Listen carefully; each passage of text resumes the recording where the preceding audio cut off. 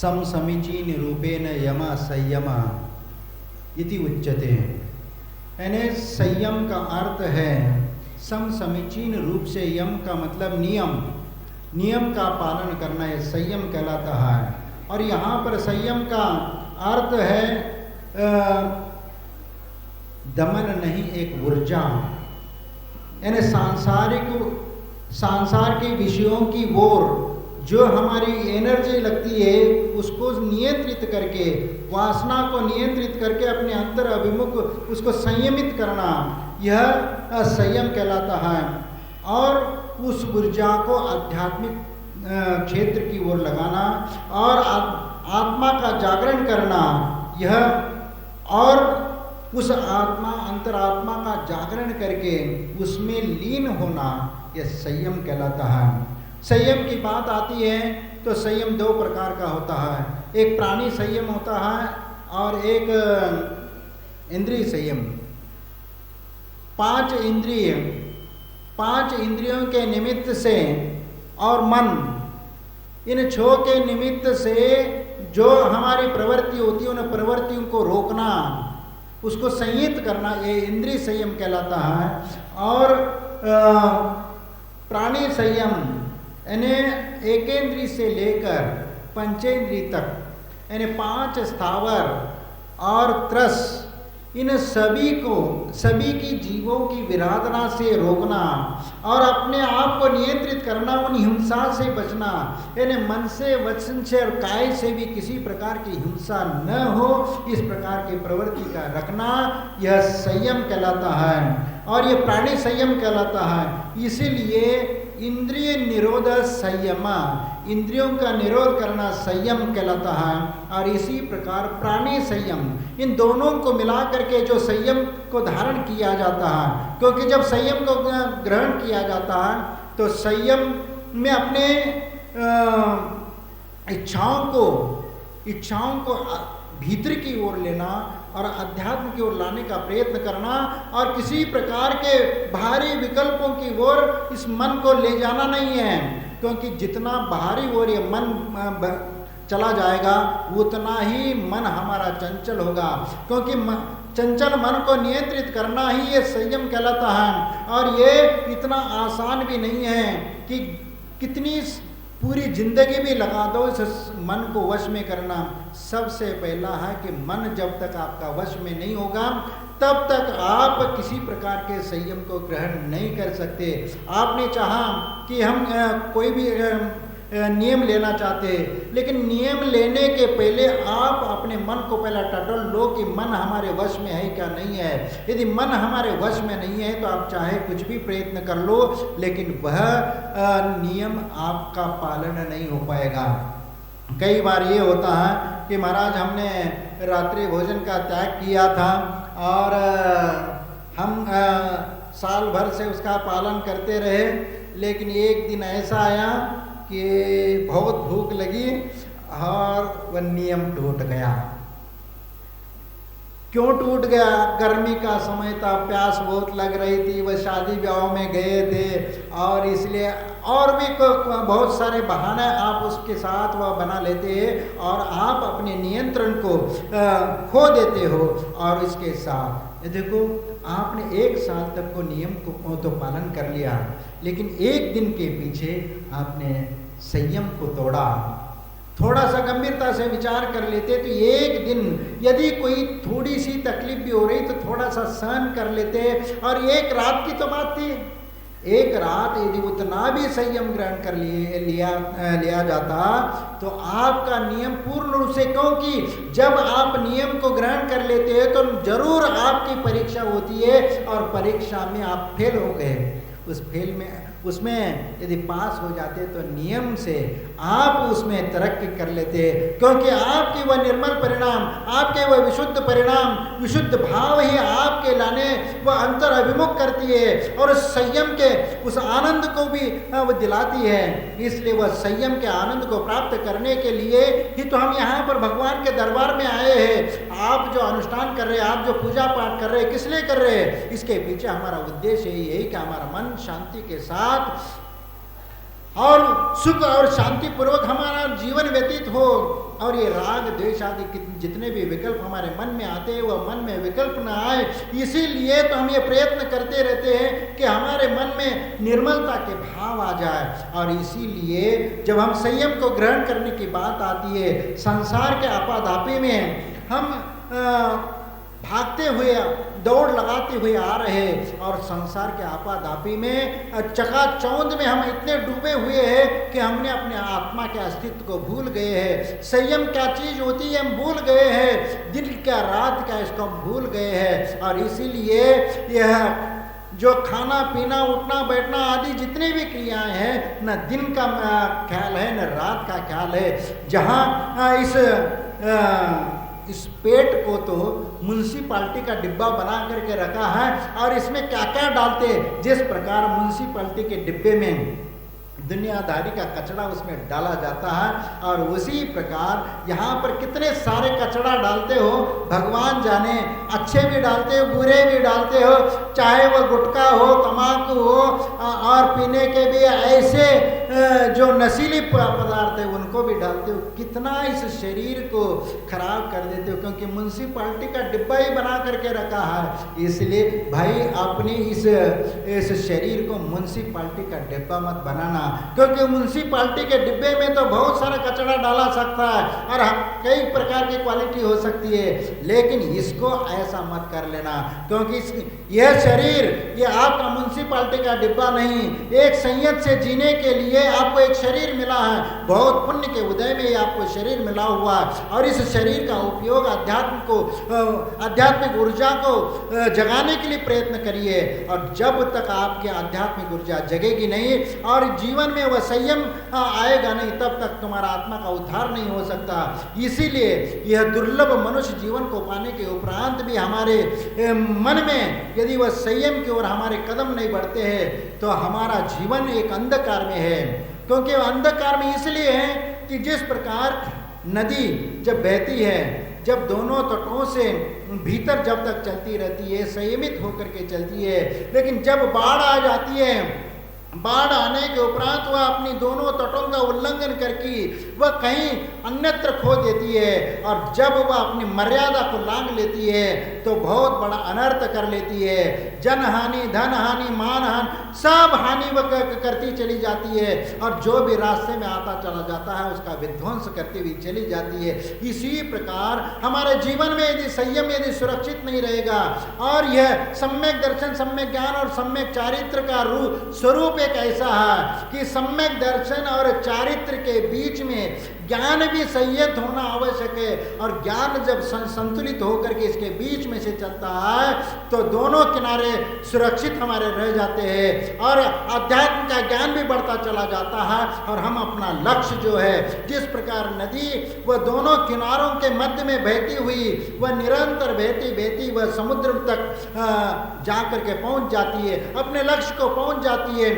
उसी प्रकार हम भी जब अध्यात्म का ज्ञान लेकर के जब दर्शन और ज्ञान चारित्र के इन तटों के बीच में से हम संयमित होकर के जब चलते चले जाते हैं तो हमारा जो लक्ष्य, जो मोक्ष है, उस मोक्ष को भी हम प्राप्त कर सकते हैं। इसीलिए तो सम्यक दर्शन, सम्यक ज्ञान और सम्यक चारित्र ये मोक्ष का मार्ग कहा है। इसीलिए हम सम्यक दर्शन, सम्यक ज्ञान, सम्यक चारित्र को लेकर के चलते तभी हम अपने गंतव्य तक पहुंच जाते हैं। इसीलिए हमारा जीवन में वह संयम होना चाहिए। जब तक हमारे जीवन में वह संयम और त्याग नहीं रहेगा तब तक हमारा जीवन में कभी सार्थकता नहीं हो सकती है। इसीलिए एक प्रसंग आता है कि एक कबीर और कमाल बाप बेटे दोनों ऐसे सुबह सुबह घूमने के लिए निकले हुए थे, और चलते चलते कबीर का एक नज़र पड़ी, एक अम्मा वहाँ पर चक्की पीस रही थी। चक्की पीस करके देखते हुए उसके मन में अंतरंग मन उसका रो पड़ा और मन मायूस हो गया, और उसको मन मायूस हो करके जैसे ही वह देख रहे थे तो बेटे का नज़र उनकी ओर चली गई, और उन्होंने पूछा कि पिताजी क्या बात है, ऐसे आप मायूस कैसे हो गए, क्या बात है, कारण क्या है। उनने कहा कि वो देख रहे हो वह अम्मा चक्की पीस रही है, चक्की पीस रही है, उसमें जितना भी दाना डाला जा रहा है वह सब पीसता जा रहा है, पीसता जा रहा है, कोई भी उसमें बच नहीं रहा है। इसीलिए वह कहते हैं कि चलती चक्की देख कर दिया कबीरा रोए, दो पाटन के बीच में साबुत बचा न कोई। अब दोनों पाटों के बीच में एक भी दाना बच नहीं रहा है, क्योंकि सब पिसता जा रहा है। तो कमाल उसका जो बेटा था वह कहता है कि पिताजी आपकी बात आधी सत्य है, पूरी सत्य नहीं है। अरे वो कैसे? तो कमाल कहता है कि पिताजी देखो, इस चक्की में सब दाने पिस रहे हैं, लेकिन जो कील के सहारे से जो दाना है उसका वो पिस रहा है क्या? नहीं है। तो वह कहता है वहां पर, चलती चक्की देख कर दिया कमाल हंसाए, कीले से जो लग गया ताको कौन पिसाए। जो कील के सहारे से जो दाना रह जाता है तो उसको कौन पीस सकता है। उसी प्रकार इस संसार रूपी चक्की में जो पीसने वाले संसारी जीव है वो यदि धर्म रूपी कील के सहारे से यदि चलेंगे तो उनका बाल भी बाका नहीं हो सकता है। इसीलिए धर्म रूपी कील को हम अपने साथ में लेकर के चलेंगे तो निश्चित जीवन हमारा सार्थक होगा। कबीर कहता है कि वाह बेटा, तुमने तो आज कमाल कर लिया, अपने नाम को भी सार्थक कर लिया। क्योंकि दुनिया में कहा जाता है कि बाप से बढ़कर बेटा, तो आज तुमने सार्थक कर लिया कि मेरा दिमाग वहां तक नहीं चला लेकिन तुम्हारा दिमाग वहां तक चला। इसीलिए संसार में जो धर्म रूपी कील के सहारे से चलता है और जीएम ने संयम के कील के सहारा लेता है तो उसका कुछ भी बाल भी बाका नहीं होता। इसलिए अध्यात्म की ओर यदि हमें चलना चाहते हैं तो हमें इस बात को हमें ध्यान रखने की आवश्यकता है। हमें इंद्रिय संयम और प्राणी संयम के साथ साथ हम अपनी इस संयम को पालन करना है तो उस नदी के भांति हमें भी विचरण करना होगा। उन दोनों तटों के बीच से हमें विचरण करना होगा। यदि आप दर्शन और चारित्र ले लीजिए या प्राणी संयम ले लीजिए या इंद्रिय संयम ले लीजिए, इसके साथ हमें चलना पड़ेगा। जब तक इनका सहारा लेकर के हम नहीं चल पाएंगे तब तक हमारी यात्रा कभी पूरी नहीं हो सकती है। इसीलिए हम जिस यात्रा में हम आगे चलना चाहते हैं, जिस लक्ष्य को हम हासिल करना चाहते हैं, उस लक्ष्य को हासिल करने के लिए हमें वह निरंतर प्रयत्न करने की आवश्यकता है और निरंतर उस संयम की गहराई तक पहुंचने की आवश्यकता है और विकास की अनेक ऊंचाई तक हमें पहुंचने की आवश्यकता है। संयम की ऊंचाइयां जो है वह धीरे धीरे, क्योंकि छोटे छोटे नियम बड़े होते चले जाते हैं। जैसे कहा जाता है कि घुटने के बल चलते चलते पांव पर खड़े हो जाते हैं और एक दिन छोटे छोटे नियम बहुत बड़े हो जाते हैं। उसी प्रकार एक छोटा छोटा भी नियम हम लेकर के चलते हैं तो एक दिन वो छोटे छोटे नियम भी एक दिन बहुत बड़ा नियम आप ग्रहण कर लेते हैं। आप कई बार है कि बहुत सारे लोग ऐसे हैं कि आते, महाराज हमारा आज जन्मदिन है, महाराज हमें आशीर्वाद दीजिए। तो भैया किस चीज़ का आशीर्वाद दे दें? दोबारा जन्म लेने का आशीर्वाद दे दें? इन्हें दोबारा इन्हें संसार में ऐसे जन्म लेते रहो इसके लिए आशीर्वाद दें? किसके लिए? महाराज अच्छी जिंदगी निकले। अच्छी जिंदगी तो जी तो रहे हो, और क्या किस प्रकार की अच्छी जिंदगी जीना चाहते हो? नहीं, जो भी जिंदगी है हम अच्छे से जीना चाहते हैं। अरे संसार में आज तक कोई सुखी रहा है क्या? कोई तन दुखी, कोई मन दुखी, कोई धन दुखी, कहूँ न कुछ संसार में, सब जग देखो छान, आप अकेला अवतरे मरे अकेला होए। तो संसार में कहीं पर भी जिसको आप सुख समझ करके चलते हैं वह एक पानी के बुलबुले के समान क्षणभंगुर है और उस खोज में आप दौड़ते भागते जा रहे हैं कि आज हमें सुख मिलेगा, आज हमें सुख मिलेगा। लेकिन हम खोज करते करते हम कहीं इस तरफ भाग रहे, कहीं उस तरफ भाग रहे, लेकिन ये सांसारिक सुख कहीं पर भी सुख नहीं है। हम सोचते हैं कि इंद्रियों का सुख होगा, लेकिन इंद्रिय पांचों इंद्रियों का सुख ऐसा सुख है कैसा सुख है कि पांचों इंद्रियों को अधीन हो करके एक एक जीव भी अपने जीवन को समाप्त कर देते हैं, तो हमारा जीवन कैसे सुरक्षित रह सकता है? देखो, पहला स्पर्शन इंद्रिय है।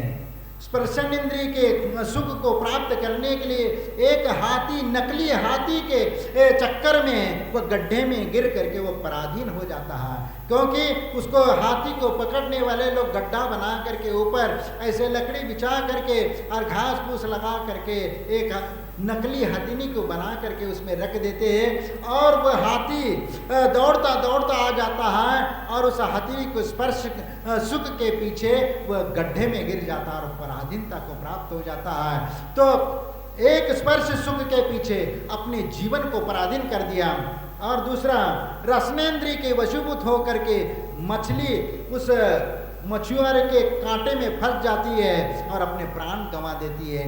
तो रसनेन्द्रिय के वशीभूत होकर के भी वह मछली भी अपने प्राण को गंवा देती है। और घ्राणेन्द्रिय के वशीभूत होकर के एक भ्रमर वो फूल के, कमल के पाखुड़ी के बीच में दब करके मरण को प्राप्त हो जाता है।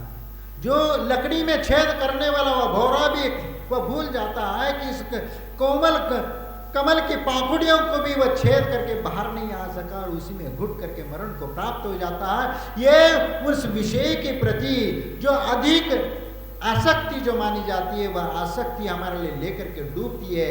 इतना ही नहीं कि वज्र नाभि जो चक्रवर्ती हुए उनने प्रतिदिन के भांति जैसे वह राज्यसभा में आ करके बैठे और जैसे ही वह आए तो वैसे एक माली आकर के एक फूलों का गुलदस्ता उनको हाथ में दे देता है और फूलों का गुलदस्ता ले करके वह सूंघने लगता है। तो इतने में उनकी दृष्टि चली जाती है कि वह कमल के पाखुड़ी में भीतर वहाँ एक भ्रमर मरा हुआ है। उसको देख करके उसके मन में वैराग्य हो जाता है कि ये कमल के पाखुड़ी में ये भ्रमर कैसे मर गया?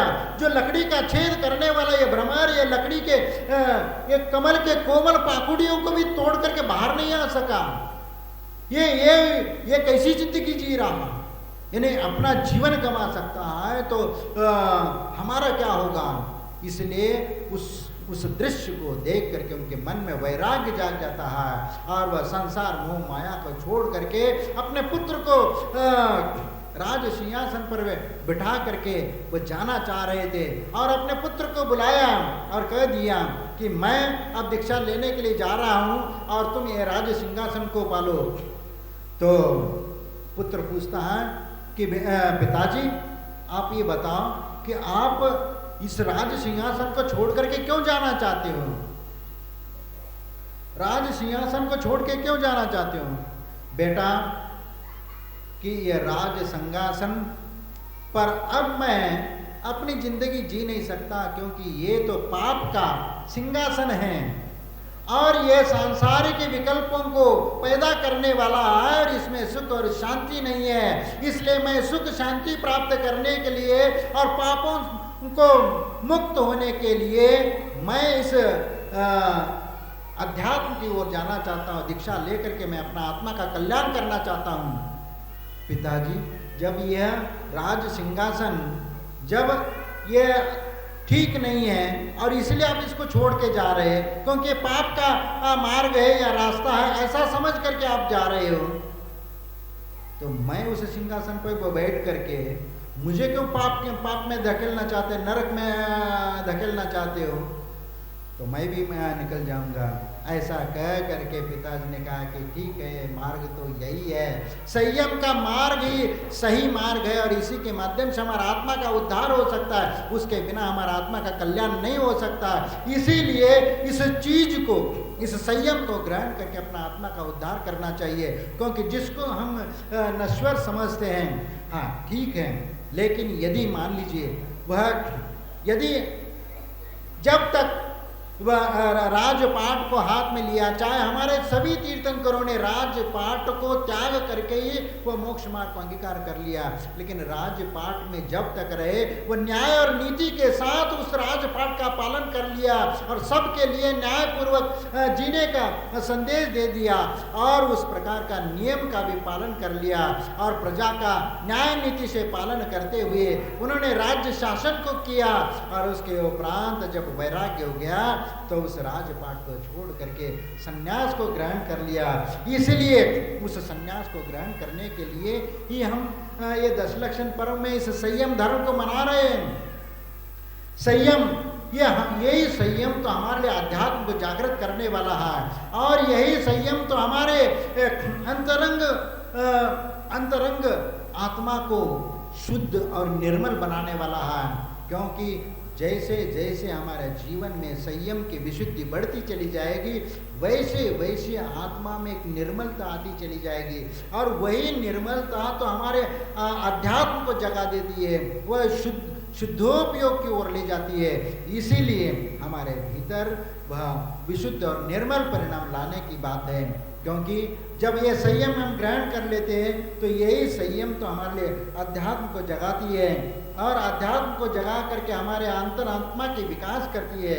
संयम के क्षेत्र में हम विचार करते हैं कि मैं संयम लूँ क्या नहीं लूँ। आप विचार करते प्रतिदिन आप इस प्रकार ये करते हैं कि जब आप अपने जीवन में संयम लेते लेते आपका मन एक बार होता है कि दीक्षा लेने के भाव होने लगते हैं, लेकिन जब दीक्षा लेने का ब्रह्मचर्य लेने का भाव होने लगता है आप बार बार सोचने लगते हैं कि मैं संयम लूँ क्या नहीं लूँ नहीं, क्योंकि वह द्वंद्व में वह फंसा रहता है कि करूँ क्या नहीं करूँ, करूँ क्या नहीं करूँ। ऐसी स्थिति में वह किसी एक का निर्णय नहीं कर पाता और आखिरी में वह उसको ग्रहण ही नहीं कर पाता। और जो सोचता सोचता बैठता है तो पूरी जिंदगी निकल जाती है, लेकिन यह सोचना कभी समाप्त नहीं हो पाता। इसीलिए सोचना छोड़ो, क्योंकि सोचना सोचते पूरी जिंदगी निकल जाएगी लेकिन सोचना कभी समाप्त नहीं होगा। इसीलिए संयम के क्षेत्र में यदि सोचने विचारने का काम ही नहीं है और विचार करने का ही नहीं है क्योंकि सोचते सोचते कभी संयम कभी ग्रहण नहीं कर सकते, इसलिए हजारों मीलों का गणित बिठाते हो और चलने का विचार करते हो और यदि मोक्ष की यात्रा करना चाहते हो या किसी भी तीर्थ धाम की यात्रा करना चाहते हो, लेकिन सोचते बैठ जाओगे तो कौन सी तीर्थ की यात्रा कर पाओगे। आप अपने घर में अपने स्थान पर बैठे बैठे विचार कर रहे हैं कि हमें तीर्थ यात्रा करना है, तीर्थ यात्रा करना है, कल करे परसों करे, कल करे परसों करे, सोचते सोचते पूरी जिंदगी निकल जाएगी, कभी यात्रा नहीं हो पाएगी। इसलिए संयम के क्षेत्र में ये सोचने का समय नहीं है और संयम के क्षेत्र में कूद जाओ तो अपने आप तैरना आ जाएगा। जिस प्रकार आपको तैरना नहीं आता तो नदी में डुबकी लगाओ और सीधा डुबकी लगाओ, फिर अपने आप हाथ पांव हिलना शुरू हो जाएगा, अपने आप तैरना आ जाएगा। इसलिए संयम के क्षेत्र में कभी ये विचार करते मत बैठो, लेकिन दृढ़ता के साथ उसको ग्रहण करने की सोचो। यदि जीवन में यदि दृढ़ता के साथ यदि ग्रहण करने का आपने विचार कर लिया तो समझ लेना निश्चित ही आप अपने उस लक्ष्य को हासिल कर लिया। और दृढ़ता के साथ यदि अपने जीवन में संयम को ग्रहण कर लिया तो पीछे मुड़ने का सवाल ही नहीं आता। इसीलिए हम जहाँ पर संयम के क्षेत्र को लेकर के चलते हैं तो निश्चित ही वह अध्यात्म आता चला जाएगा और स्वाध्याय और अंतरंग साधना ये धीरे धीरे बढ़ता जाएगा, क्योंकि हमारा ज्ञान भी बढ़ता जाएगा, चारित्र भी बढ़ता जाएगा और हमारा सम्यक दर्शन भी दृढ़ होता चला जाएगा, क्योंकि एक विश्वास होता जाएगा, एक दृढ़ विश्वास कहलाता है। क्योंकि सम्यक दर्शन के बिना आगे का ज्ञान और चारित्र भी प्राप्त नहीं होता। इसलिए दृढ़ता जब आपके मन में हो जाता है कि हाँ मैं इसको पालन कर सकता हूँ, मैं इसका निर्वाह कर सकता हूँ, जब कॉन्फिडेंस आ जाता है तब आप आगे अपना कदम आगे बढ़ाते हो। इसी प्रकार सम्यक दर्शन के बिना हमारा कॉन्फिडेंस नहीं आ सकता किसी भी चीज में। इसलिए सम्यक दर्शन के साथ ही ज्ञान और चारित्र भी वो मोक्ष मार्गी बना देता है और हमारे अपने लक्ष्य तक ले जाता है। इसीलिए ज्ञान और चारित्र का वैसे आपस में तालमेल यदि हो जाता है तो आत्मानुभूति का आनंद एक अलौकिक आनंद हो जाता है और वह ऐसा अलौकिक आनंद प्राप्त हो जाता है कि आप उसकी कल्पना नहीं कर सकते हैं। क्योंकि जब तक वह ये कहा जाता है ना, एक अंधा और लंगड़ा व्यक्ति जंगल में फंस गए थे और वहाँ दावाग्नि लगी थी और दावाग्नि के चपेट में दोनों फंस जाते हैं और वह एक तो आंखें हैं, देख रहा है कि आग इधर से लगी हुई है, आग इधर से लगी हुई, चारों ओर से फैली हुई है, एक रास्ता भी उसको दिख रहा है, इधर से चले जाएंगे तो बच जाएंगे। लेकिन जो लंगड़ा व्यक्ति है वह आंखों से देख रहा है लेकिन चल नहीं सक रहा। एक अंधा व्यक्ति है, वह उसको दिख नहीं रहा है, रास्ता भी नहीं दिख रहा है, पैरे चलने की क्षमता है, लेकिन क्या करें, उस जंगल में दोनों ही फंस जाते हैं और दोनों ही जल करके समाप्त हो जाते हैं। और यदि दोनों ने विचार कर लिया, दोनों का सामंजस्य तालमेल यदि बैठ जाता है तो निश्चित वहाँ पर एक अलग रास्ता निकलता है। एक आत्मानुभूति की वह अनुभूति जो होती है वह अलौकिक अनुभूति वहाँ पर हो गई। और इसीलिए जब वह दोनों अंधा और पंगु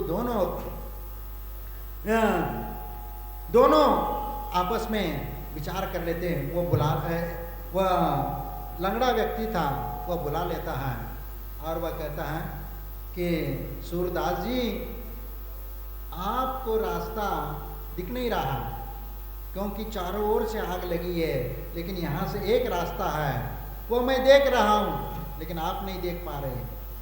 लेकिन मैं देख पा रहा हूँ लेकिन मैं चल नहीं पा रहा हूँ। प्रॉब्लम ये मेरा है, आप चल पा रहे हैं लेकिन रास्ता आपको दिख नहीं रहा है। तो क्यों ना अपन दोनों मिल करके चलते हैं, दोनों मिलकर के क्यों, अंधश्च पंगु वने प्रविष्टो तम संप्रयुक्तो नगरम प्रविष्टो संयोगमेवा वदन्ति तज्ञा न हेक चक्रे न रत प्रयाति अंधश्च पंगु वने प्रविष्टो तम संप्रयुक्तो नगरम प्रविष्टो। यानी दोनों संयोग मेवा वदंत तज्ञा, संयोग से हमारा काम बन सकता है और दोनों का संयोग हो गया और दोनों का संयोग होते ही वह अंधे के कंधे पर वह पंगु बैठ जाता है और वह उसको रास्ता दिखाता चलता है, इधर से चलो इधर से चलो, ऐसे कह करके उस दावाग्नि के चारों ओर से जो अग्नि लगी है उससे बचाते हुए उसको बाहर निकल देता है और वह बाहर आ करके वह अपने नगर में प्रवेश कर लेते हैं। इसी प्रकार जब चारित्र और दर्शन दोनों यदि साथ में हैं तो रास्ता निकल जाता है। आंखें भी हो, दृष्टि भी हो और चरण भी हो तो फिर क्या कहना है, फिर तो निश्चित ही अपना आत्मा का उद्धार वहाँ पर हो जाएगा। इसीलिए तालमेल के साथ जब चलते हैं तो ही जीवन में हम कुछ कर पाते हैं और यदि जीवन में यदि संयम नहीं है तो हम अपने जीवन में कुछ भी नहीं कर पाएंगे। इसीलिए जीवन में हमें उस संयम को ग्रहण करने की आवश्यकता है, क्योंकि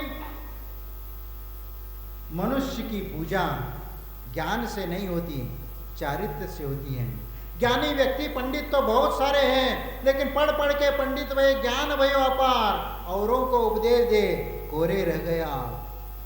ज्ञान की महिमा तो अपरंपार वह बताता रहा, अपनी वक्तृत्व कला के माध्यम से जनता को मंत्रमुग्ध करके अपना समझाता रहा, उपदेश देता रहा, लेकिन चारित्र नहीं होने के कारण कभी भी श्रावक व्यक्ति उनके साथ नहीं जुड़ सकता, क्योंकि वह भले ही तत्काल में उनके प्रवचन और वाणी सुन करके वह प्रभावित हो जाए, लेकिन एक संयमधारी मुनि के ऊपर उनके एक उपदेश को सुन करके, एक वचन को सुन करके उसके ऊपर जितना श्रद्धान हो सकता है उतना एक पंडित के वचनों के ऊपर कभी श्रद्धान नहीं हो सकता।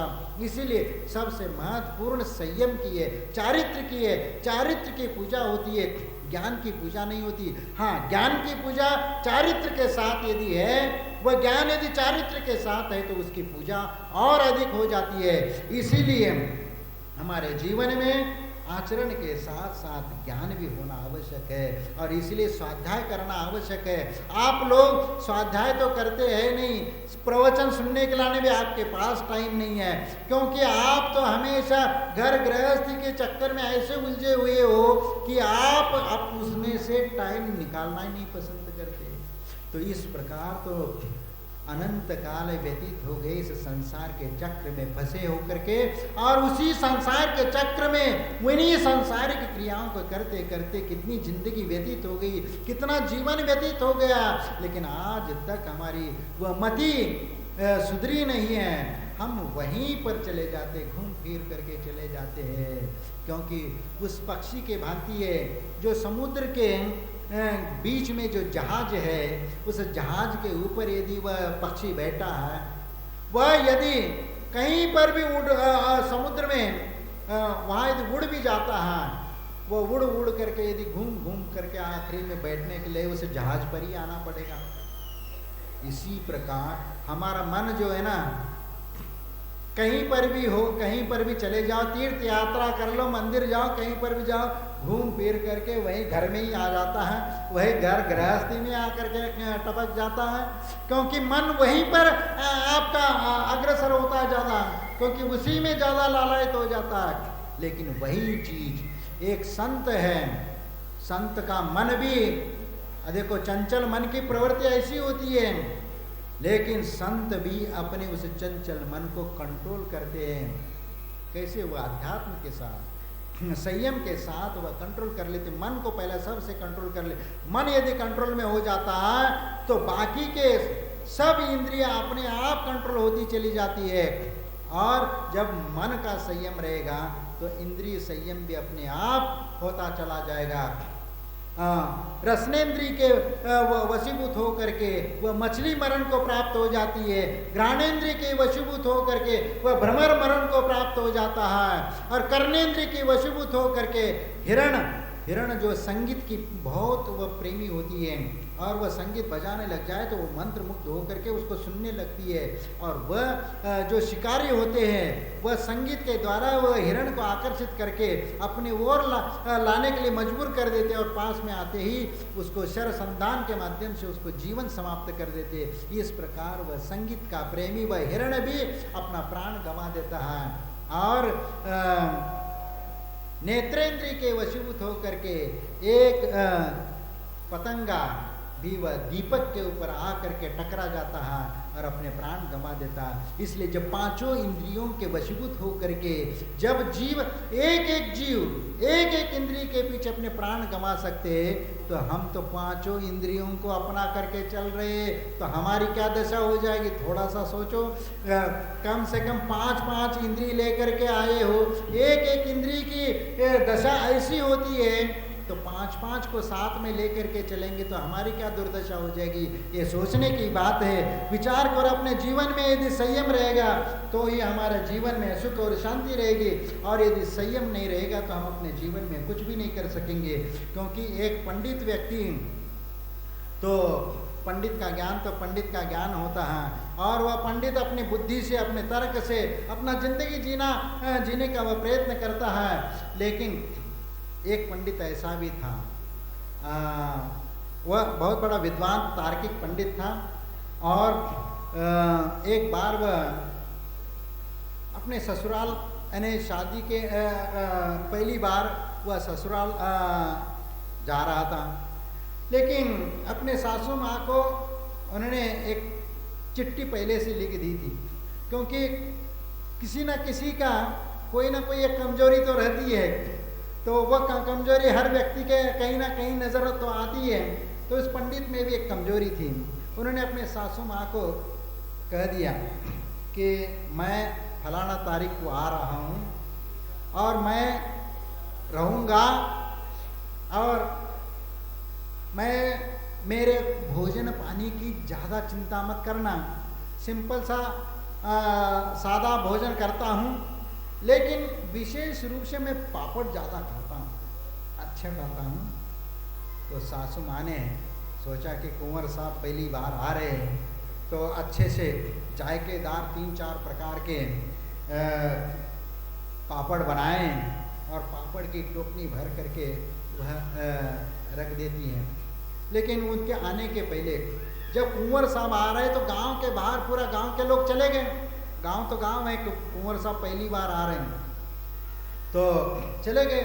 संस्कृत का विद्वान था, पंडित था और कुंवर साहब की अगवानी के लिए चलो चलो चलो कह करके बहुत सारे लोग उनके गांव के बाहर बैंड बाजा के साथ गए और वहाँ से कुंवर साहब आए तो उनका स्वागत किया।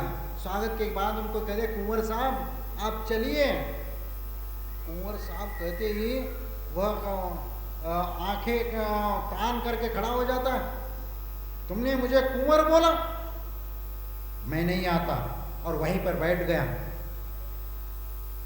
कोई किसी को कुछ समझ में नहीं आ रहा है ऐसी क्या बात हो गई कि नगर के कुंवर साहब चलिए, जो भी भूल चूक है आप ये कर दीजिए, क्षमा कर दीजिए और चलिए। लेकिन कोई वो सुनने को तैयार नहीं किसी की बात, किसी को कुछ समझ में नहीं आ रहा है। तो एक पुराना उस गांव में एक बुजुर्ग व्यक्ति था और वह भी एक पंडित था। क्यों, क्या बात हो गई, क्यों नहीं आ रहा है? वह सब लोग बोल रहे कुंवर साहब को अच्छा चलो चलो चलो, लेकिन वह आने को तैयार नहीं। अरे भाई तुम लोग समझ नहीं रहे हैं, वो कुंवर साहब का मतलब वो तो संस्कृत का विद्वान है, संस्कृत का विद्वान है। उनने अपने कुंवर साहब, कुंवर शब्द जो बना है उस शब्द की ओर उनने दृष्टिपात कर ली। कुंवर शब्द बना कैसे? कुत्सित वर, कुंवर, कुत्सित यानी पापी वर, पापी वर यानी कुंवर का अर्थ ये होगा कि ये पापी वर है, कुंवर है।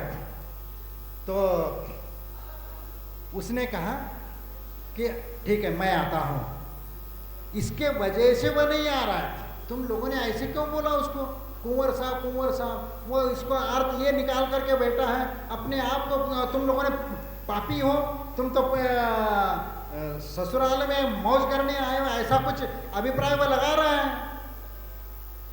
फिर वह बुजुर्ग वह विद्वान पंडित था वो भी, तो वह गया, सुअर साहब चलिए, सुअर साहब चलिए। और सुअर साहब कहते ही वह चल दिया। सु का मतलब सुष्टु यानी अच्छा, वर यानी अच्छा वर। उन्होंने समझ लिया सुअर, सुअर का अर्थ तो आप तो समझ गए कि कई बार तो ऐसे शब्द के जाल में फंस जाते हैं, बड़े बड़े विद्वान भी ऐसे मकड़ जाल में फंस जाते हैं और अर्थ का अनर्थ कर बैठ जाते हैं। ठीक है, फिर वहाँ से वह चल दिया और घर में आ गया। घर में आ गया, हाथ पांव धो दिया और इसके उपरांत इधर उधर की थोड़ी सी चाय पान नाश्ता हो गया, फिर थोड़ा सा इधर उधर की बातें हो गई। उसके उपरांत सासू माँ ने उसको हाथ पैर धोने के लिए पानी दे दिया और भोजन के लिए उनको कह दिया कि भोजन तैयार है, आ जाइए। और वह हाथ पांव धो करके तुरंत वहाँ रसोई घर में चले गए और वहाँ भोजन के लिए बैठ गए। और सासू माँ ने आज भोजन तो बहुत अच्छे अच्छे हलवा पूड़ी वगैरह बहुत अच्छी अच्छी चीज़ें और मिठाई मिष्ठान वगैरह बनाए थे और जायकेदार कुछ पापड़ की टोकनी बना करके रखी हुई थी। और उन्होंने सब भोजन परोस दिया, लेकिन पापड़ परसना भूल गई क्योंकि उसके दिमाग से उचट गई, क्योंकि इतने खुशी के मारे इतने लाड़ प्यार से खिला रही है, लेकिन टोकनी की ओर उसकी नज़र नहीं गई और वह अच्छी अच्छी मेवा मिठाई वगैरह खिलाने में वह लगी, अच्छे लाड़ प्यार से खिला रही है। लेकिन वह पंडित जी को मन बेचैन होगा, क्योंकि संयम तो था नहीं उसके पास, क्योंकि वह यदि सोच रहे था हमारे भाग्य में नहीं है, कोई बात नहीं मिल रहा है, तो ऐसा सोच लेते तो हो भी सकता था कि मन का विकल्प दूर हो जाता। लेकिन तो क्या करे बेचारा, उसको कमजोरी थी कि पापड़ के बिना उसको भोजन में मन ही नहीं लग रहा था। अरे अब क्या करूं, मैं इतना विद्वान होकर के पापड़ नहीं खा सकूं तो मैं कैसा विद्वान। और यदि मैं विद्वान हूं तो पापड़ तो खा करके ही तब हमारी विद्वत्ता तो दिखाऊंगा। ऐसा सोच करके वह सोचने लगा कि ये सासू माँ कमबख्त वह टोकनी की ओर देख भी नहीं रही है, और ये प्यार से ये खाओ वो खाओ ये खाओ, ये दूसरी दुनिया की दार से सब खिला रही है, लेकिन वो टोकनी की ओर दृष्टि नहीं जा रही है। तो फिर अचानक उसके दिमाग में एक बात आ गई और वह कहने लगा, सासू माँ आज हम खेत में गए थे घूमने के लिए, वहाँ एक बहुत बड़ा सांप दिखा, बहुत बड़ा। कितना बड़ा था? उनने कहा कि जहाँ से मैं बैठ रहा हूँ यहाँ से लेकर के पापड़ की जो टोकनी है वहाँ तक इतना बड़ा लंबा था। बस पापड़ की टोकनी का नाम सुनते सासू माँ सावधान हो गई और वह प्राप्त कर लिया। तो ये है असंयमी की दशा होती है, क्योंकि असंयमी अपनी इच्छाएं पूरी करने के लिए एन केन प्रकार से अपना बुद्धि का उपयोग कर लेता है, और वही यदि वह ज्ञान यदि अध्यात्म के क्षेत्र में उपयोग कर लेता है, संयम के क्षेत्र में यदि उपयोग कर लेता है, तो कितना वह उसको खुशी मिल जाती है। वह ये सोच लेता है कि हमारे भाग्य में नहीं है, हमारे भाग्य में नहीं है, तो कम से कम वह शांति के साथ ये विचार कर लेता है कि हमारे भाग्य में नहीं है तो कोई बात नहीं, शांति से अनुभव करता, बाकी का कम से कम खुशी के साथ खा करके वह उठ करके आ जाता। लेकिन यही तो हमारे साथ तो समस्या है कि हम तो वास्तव में उस संयम को समझने का प्रयत्न नहीं कर पाते, क्योंकि ज्ञान बिना ज्ञानी सिर्फ ज्ञान की बात करता है, निश्चय की बात करता है, संयम की बात तो वहाँ पर होती नहीं है। वहाँ पर विषय वासनाओं की आकांक्षा भरी रहती है, और विषयों की आकांक्षा जो भरी रहती है, तो उस विषयों की आकांक्षा में वह अपने आप को भूल जाता है और वह उस राग की ओर वह चला जाता है, उन विषयों की ओर उसकी दृष्टि हो जाती है, और इसीलिए विषयों की ओर जब दृष्टिपात होती है तो अध्यात्म को भूल जाता है। इसीलिए कहा जाता है कि ज्ञान बिना रट निश्चय निश्चय, निश्चयवादी भी डूबे, डूबे क्रियाकलापी भी डूबे, डूबे संयम से ऊबे, प्रमत्त बनकर कर्मन करते, निष्कंप निश्चल शैल रहे, आत्म ध्यान में लीन किंतु मुनि तीन लोक पे तैर रहे हैं, तीन लोक पे तैर रहे। और इसीलिए जो जिसके भीतर अध्यात्म आ जाता है, जिसके जीवन में वह संयम आ जाता है, अंतरंग विशुद्धि बढ़ती है, तो वह अपने जीवन में उस मुकाम तक वह पहुंच जाता है वह कल्पना भी नहीं कर सकता। संयम के क्षेत्र में वह इतना तरक्की कर लेता है कि आप उसकी कल्पना भी नहीं कर सकते। इसलिए इस दुर्लभ मनुष्य जीवन को प्राप्त करने के उपरांत भी यदि हम चारित्र को ग्रहण नहीं करते और चारित्र हमारा जीवन में नहीं है, तो हमारा जीवन व्यर्थ है, क्योंकि चारित्र ही हमारा जीवन का सार है। और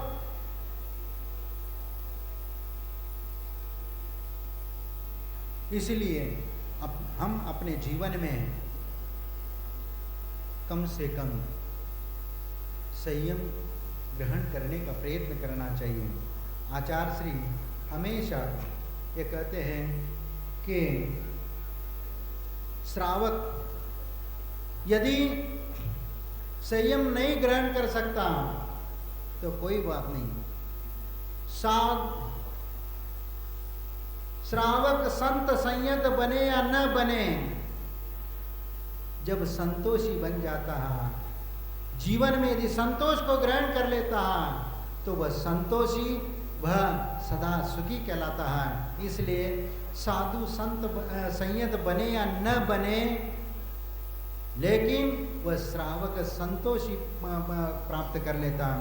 संत समागम की यही तो सार्थकता है, संत समागम की यही तो सार्थकता है।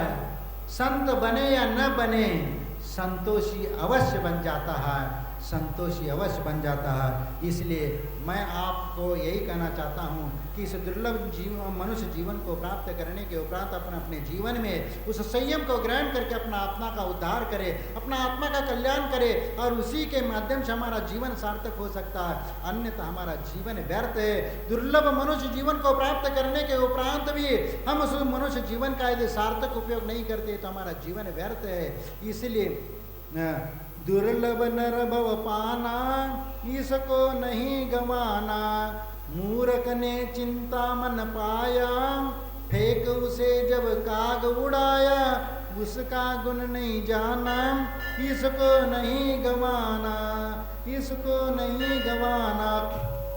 वह मूर्ख लकड़ आ रहा, एक चिंतामणि रत्न को पाया, लेकिन कौवे को उड़ाने के लिए उसको फेंक देता है और वह बाद में वह पश्चाताप करने लगता है। उस प्रकार से दुर्लभ मनुष्य जीवन को प्राप्त करने के उपरांत जब वृद्धावस्था आ जाएगी, बुढ़ापा आ जाएगा और बिना संयम के जब पूरा जीवन व्यतीत हो जाएगा, फिर उस समय पश्चाताप के अलावा हमारे हाथ में कुछ भी नहीं मिलने वाला।